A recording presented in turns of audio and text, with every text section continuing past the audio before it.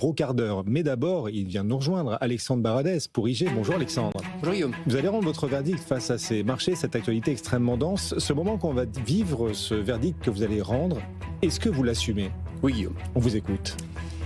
Le verdict, c'est que Donald Trump est déjà en pleine campagne pour les mi-termes et ça se voit. Ah.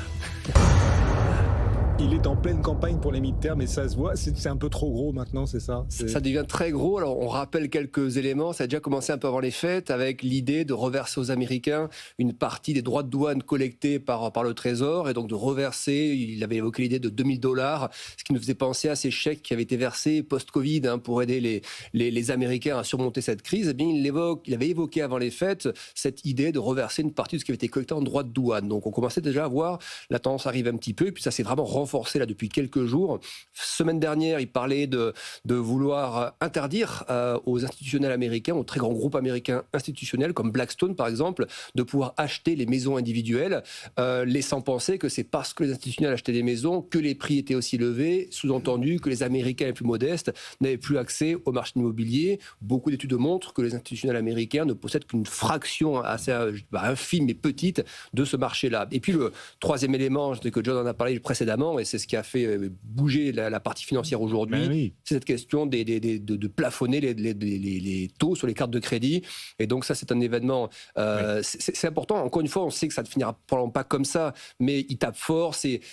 En gros, les taux sont à 20%, je vais les diviser par 2 et ce sera comme ça. Et puis le dernier élément... Comme par hasard, à 11 mois des mi-termes, voilà. On est presque en train de se demander s'il est en train de devenir de gauche, là, Donald Trump, à 11 mois des mi-termes. C'est que des mesures de gauche. Il propose même d'interdire les versements de dividendes dans le secteur de la défense et les rachats d'actions. Oui. C'est très à gauche, ça aussi. Oui, voilà, c'est vraiment des mesures faites pour les Américains. Je veux dire, ceux qui sont en bas du K, la fameuse économie en K, les Américains, 10, 15, 20% d'Américains les plus riches, en haut du K, pour lesquels tout va bien, ils ont des actions, ils ont de l'immobilier, des jobs très bien rémunérés, dans la tech ou ailleurs. Et puis, il y a le bas du K, c'est des dizaines de millions d'Américains, avec des revenus qui progressent à un rythme moyen par an, mais dont les revenus sont rognés en partie par l'inflation, qui ne récupèrent pas ça du coup sur leur placement parce qu'ils n'ont pas forcément d'argent de côté, ils ont plutôt des crédits, et eux, en revanche, ils subissent de plein fouet la question des taux et le coût de la vie. Et c'est vrai que c'est ce qu'on voit dans les sondages également, les sondages auprès des Républicains. Pour l'instant, si les sondages ne se trompent pas, et on le voit même aussi sur les sites de paris prédictifs, c'est plus seulement les sondages classiques, habituels, maintenant ces fameux sites de paris prédictifs aux États-Unis, qu'on regarde beaucoup aussi, eh bien, ils montrent que les Républicains, pour l'instant, sont donnés perdants aux prochaines mi-termes. Et donc Trump, il va chercher évidemment un électorat un peu plus modeste, et en multipliant les annonces.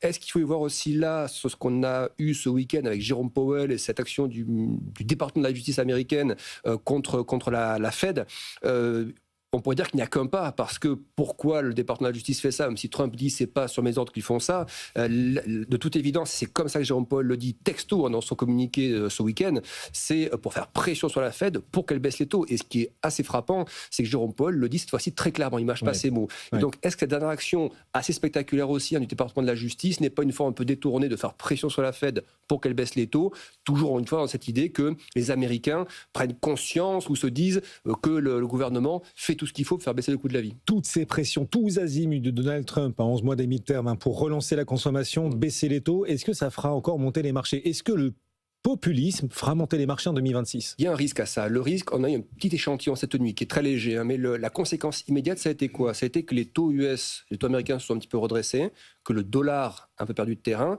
Imaginons que ce scénario prenne de l'ampleur, que Trump persiste dans cette voie-là et que l'indépendance, même si on sait que maintenant c'est plusieurs trimestres qu'il y a cette pression, mais si ça monte encore en puissance, même si on sait que le terme c'est le mois de mai, que le dollar baisse encore beaucoup plus et que les taux américains se redressent fortement, que pourrait faire la Fed face à ça ? Elle pourrait faire l'inverse, c'est-à-dire adopter un comportement hawkish pour limiter ces anticipations de baisse du dollar et casser un peu l'élan sur les taux, et ça jouerait le rôle complètement inverse sur l'économie, sur les coûts de crédit, etc. Donc c'est un jeu un peu dangereux. On a eu un petit échantillon cette nuit, même si les marchés réagissent, c'est surtout des poches qui réagissent, alors qu'ils ne sont pas des petites poches, c'est toutes les financières, les JP Morgan, Citigroup, Amex, etc. qui partent à la baisse. Mais c'est encore une fois, on se dit à chaque fois c'est taco, c'est-à-dire qu'on sait qu'il va faire comme ça, il va taper fort, et puis derrière, on va redire les angles et trouver un compromis. La question aujourd'hui, c'est qu'en l'espace de quelques jours, il y a beaucoup d'éléments. Il y a le Venezuela, il y a le Groenland, il y a ce qui se passe en Iran, il y a ces annonces sur les cartes de crédit, puis sur le logement, puis l'action de la Fed. En fait, il y a une espèce de montée en puissance de gros thèmes, et ok taco, mais est-ce qu'on taco tout en même temps? C'est un taco, c'est la fameuse expression qui veut dire que Trump fait toujours marche arrière. Fera-t-il marche arrière cette fois-ci tant que ces sondages ne remontent pas? C'est un peu la question qu'on peut se poser aujourd'hui. Bon, est-ce que dans ce contexte-là, le plus grand risque pour les marchés, c'est qu'ils atteignent trop vite, avec beaucoup d'avance sur ce qui était anticipé, leurs objectifs de hausse pour l'année? Et c'est vrai que jusqu'à présent, les marchés, ce qu'ils nous ont montré ces derniers mois, c'est que comme l'économie américaine est globalement assez résiliente, l'inflation n'est plus à 4%, elle est un peu sous les 3%, entre 2,7 et 3% selon les différentes mesures. Les marchés ont réussi évidemment à composer avec des niveaux de taux quand même relativement élevés d'un point de vue historique, avec une inflation pas encore revenue à 2%. Et face à ça, les marchés se disaient, bon, si on a des baisses de taux, dans ce cadre-là, ça sera positif parce que ça va effectivement diminuer un peu la pression sur les coûts, etc. Donc ça va lifter un peu l'économie. Donc ça, le marché composait avec. La question, c'est de l'inflation aussi. C'est-à-dire que pour que le scénario de baisse de taux puisse voir le jour, le marché de l'emploi, on l'a vu sur le dernier rapport, plutôt résilient quand même. Taux de chômage à 4,4, on attendait un peu au-dessus. Les salaires moyens qui progressent à 3,8, on attendait un 3,5, 3,6, donc c'est un peu meilleur. Il y a que les créations qui sont assez faiblardes, mais sinon le tableau d'ensemble de l'emploi, c'est pas un marché d'emploi qui s'effondre complètement. Donc la Fed n'a aucun intérêt dans ce sens-là à aller beaucoup plus sur les baisses de taux. Donc les seules choses à ce stade, selon moi, qui préfèrent baisser les taux beaucoup plus vite, n'a que deux. Soit des chiffres d'inflation qui dans 2-3 mois qui arrivent montrent vraiment une décélération très vive. Et là, la Fed aura du champ libre.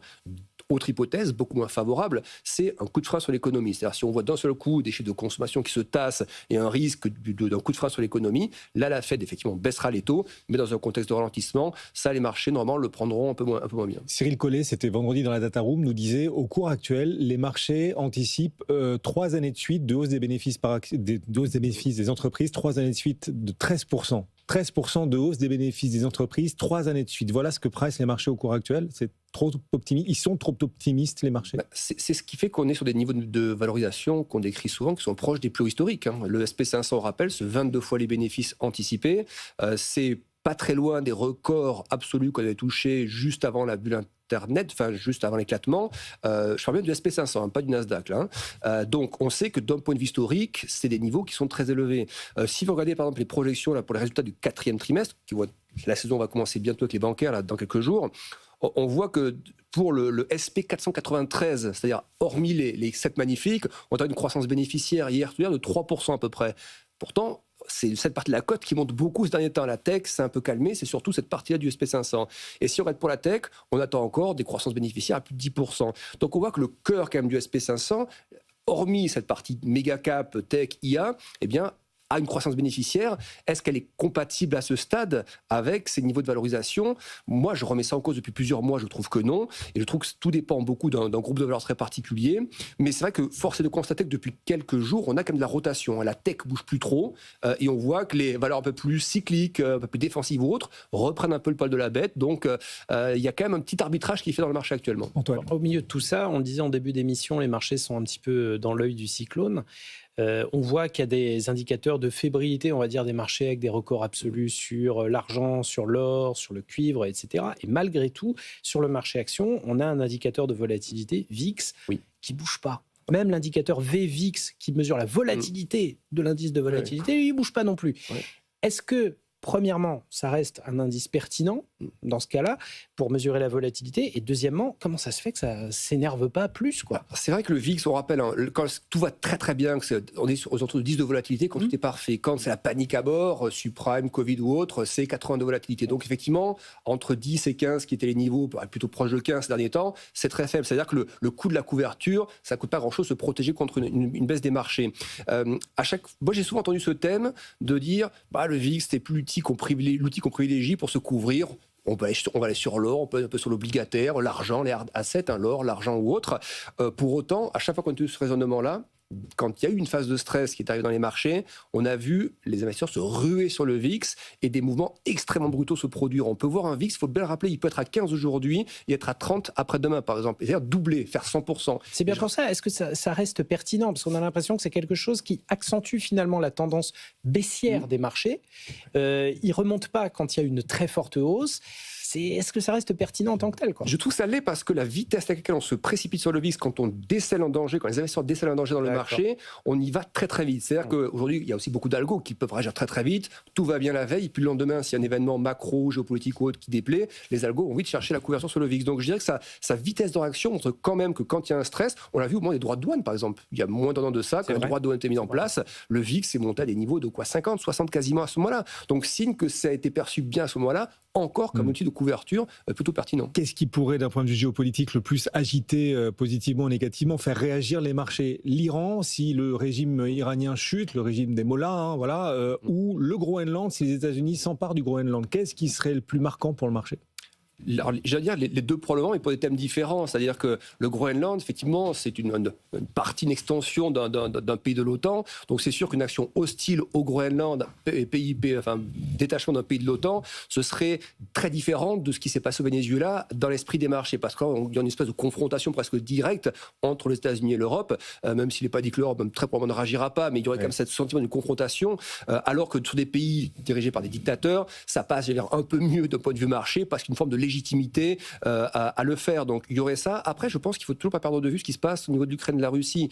C'est vrai que on peut regarder le côté positif, par contre, pas toujours négatif. Si nous avions, par exemple, des avancées géopolitiques dans le bon sens dans les mois qui arrivent entre l'Ukraine, la Russie, les États-Unis et l'Europe, là, en revanche, on verrait tous ces actifs de couverture, comme l'or, comme l'argent ou d'autres, repartir un petit peu à la baisse. Donc, je dirais que c'est aujourd'hui, c'est vrai que c'est pas le thème de ce début d'année où on a l'impression qu'il y a une espèce d'agrégat de tous les risques géopolitiques. Mais si nous avions un petit espoir sur l'Ukraine, je pense que là, en revanche, les effets globaux sur les marchés seraient vraiment très puissants, et notamment sur tout ce qui est actif de couverture, comme l'or notamment. Merci Alexandre. Alexandre Barazez avec nous aujourd'hui pour IG.